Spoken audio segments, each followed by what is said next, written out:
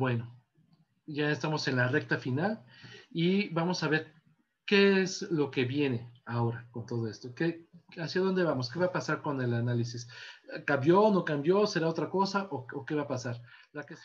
¿Cuáles son las perspectivas de psicoanálisis a futuro? Generalmente cuando alguien hace un pronóstico, cuando alguien, científicos, sociólogos, estudiosos, futurean o piensan cómo va a ser el futuro, muchas veces suelen equivocarse.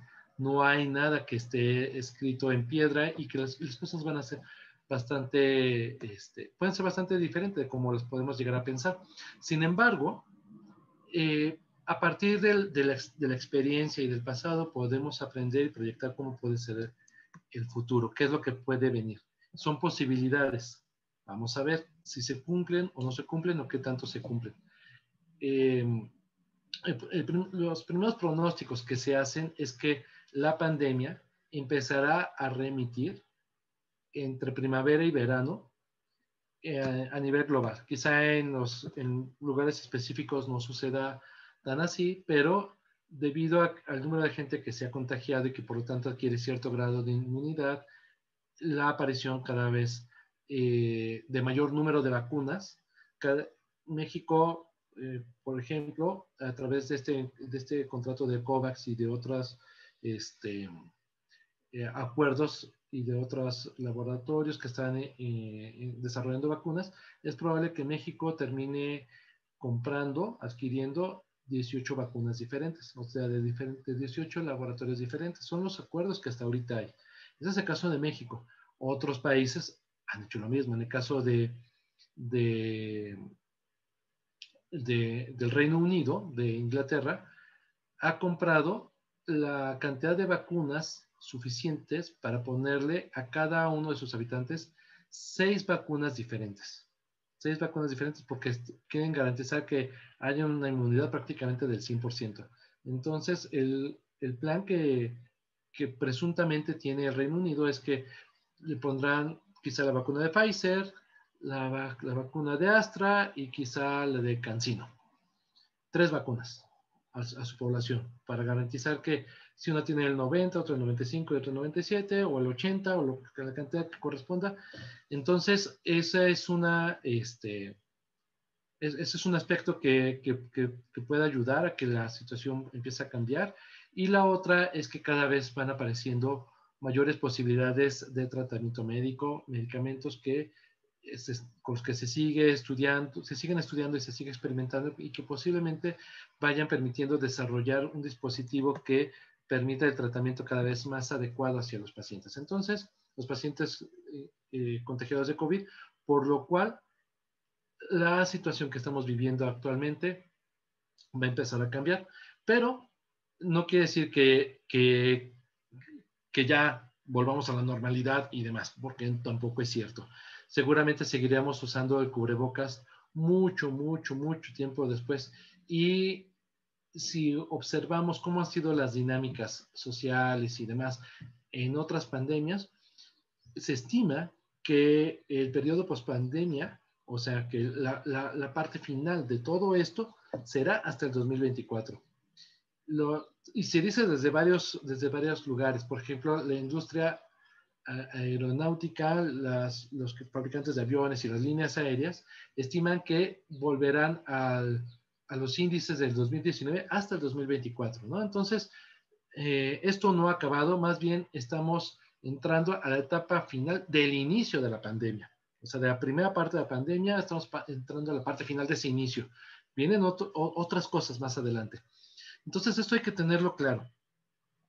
Esto no va a acabar pronto, todavía nos queda un largo camino que andar, que será diferente. No quiere decir que necesariamente tengamos que estar confinados todo este tiempo, pero los efectos los vamos a seguir viviendo de alguna u otra manera.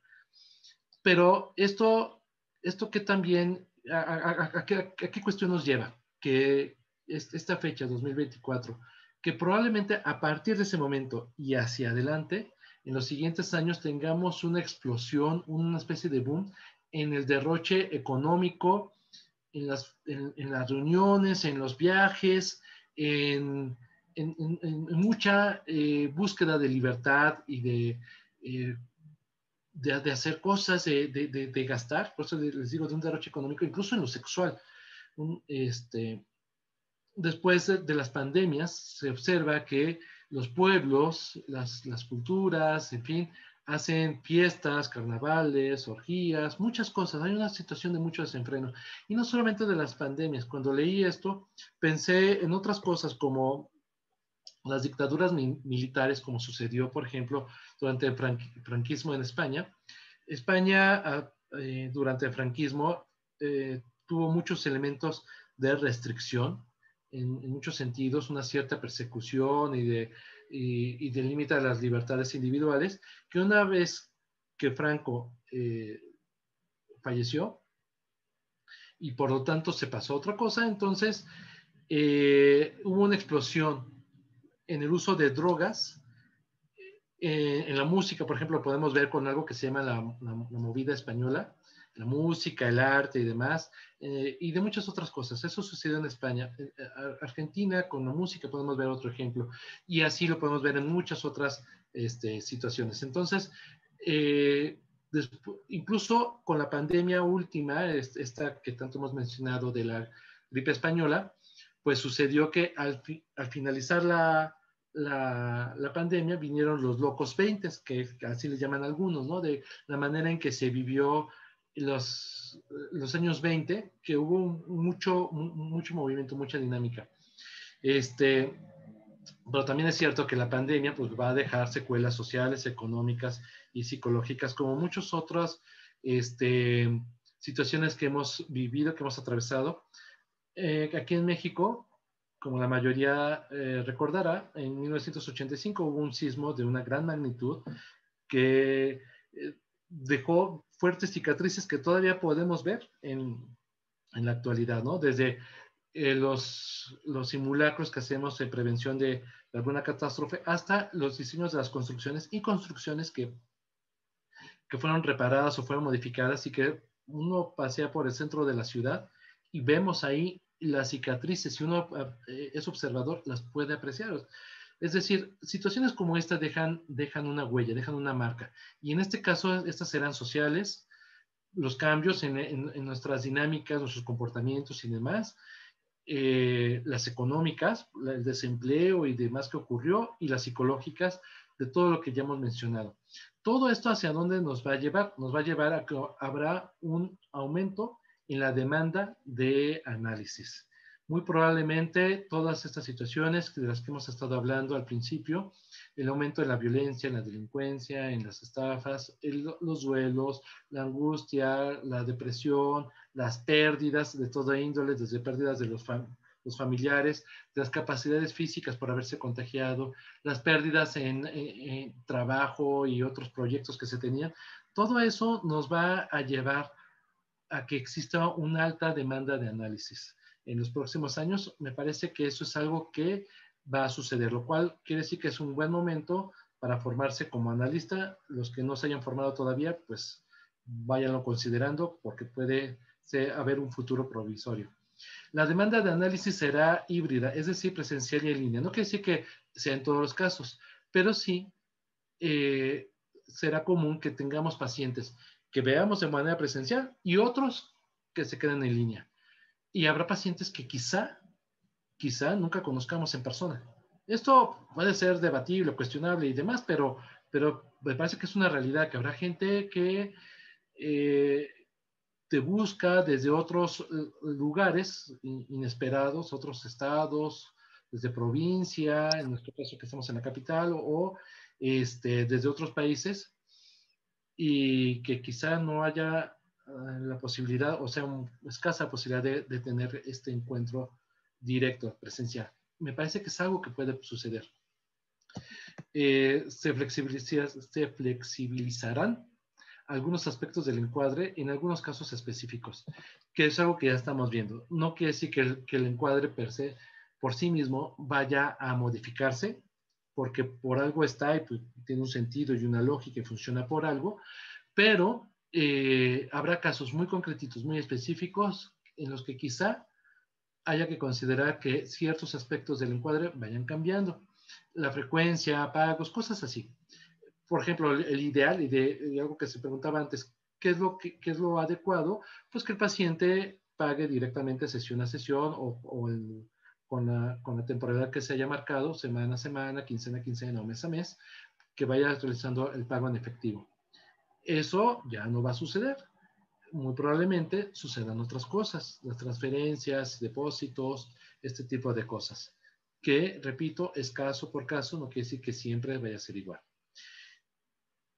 Y se ampliará el círculo de analizantes. ¿Qué quiero decir con esto? Es que no encuentro una mejor manera de decirlo, pero me refiero a que anteriormente, pues muchos de los analizantes llegaban por recomendación directa de alguna persona conocida, de algún otro analizante, o, por ejemplo, si uno es docente, pues, a través de los estudiantes y demás. Pero las posibilidades ahora van a ser otras y va a llegar gente de otros lugares, gente que vive en otras ciudades e incluso de otros países. Es algo que ya sucedía. Hay gente que supervisa a practicantes, ya sea psicoanálisis, psicomotricidad, conozco algunos casos, cuyo supervisor está en otro país y se trabaja así. Entonces, eso es algo que se va a ampliar todavía más, que la globalización, por decirlo así, es algo que nos va a tocar, es inevitable, no lo podemos cambiar, pero podemos sacar partido de todo ello. Y entonces, nuestros analizantes cada vez serán más versátiles en cuanto al origen de ellos, es decir, de dónde vienen, de cómo nos van contactando, nos van conociendo. Entonces, eso es algo que va a tener cierta inercia. Es decir, los paradigmas con los cuales ha estado funcionando el psicoanálisis, pues va a cambiar a partir de todo esto. Y hay que tener en cuenta que sí va a haber una nueva normalidad. Es decir, el mundo como lo conocíamos ya no va a ser. Tampoco es que sea radicalmente diferente. Seguiremos haciendo las mismas cosas, quizá de otra manera, pero sí van a haber cambios. Y esos cambios llegaron para quedarse. Un ejemplo de ello es que lo que se esperaba en educación, por ejemplo, en cuanto a la incorporación de sistemas tecnológicos como la educación a distancia o el home office, la pandemia nos dio un brinco de 5 a 6 años. O sea, lo que estamos haciendo actualmente se esperaba que ocurriera dentro de 5 o 6 años. Mucha gente que ahora trabaja en casa, obligado por la pandemia, es probable que ya no regrese a una oficina física, no como la conocemos, porque implica, en cierto sentido, grandes ventajas, ¿no? Para algunas empresas puede ser muy conveniente el no tener ya espacios físicos concretitos. Y esto me recuerda a la propuesta que hace sobre la modernidad líquida, se me fue el nombre, pero de Sigmund Bauman, ¿no? Sobre cómo es esta modernidad líquida, donde ya no hay espacios físicos y bueno, algo de esto se va a seguir dando, quizá haya un nuevo impulso para el WeWork, que son esos lugares compartidos donde no hay oficinas, sino estancias grandes, donde uno está trabajando en compañía de otros profesionistas y que permite que haya un mayor intercambio y colaboración. Eh, bueno, prácticamente con eso estamos cerrando. Y bueno, pues como dice Rogelio, muchas gracias. Que todos tengamos un muy buen domingo, a cuidarnos mucho, a seguir trabajando y seguir construyendo proyectos nuevos.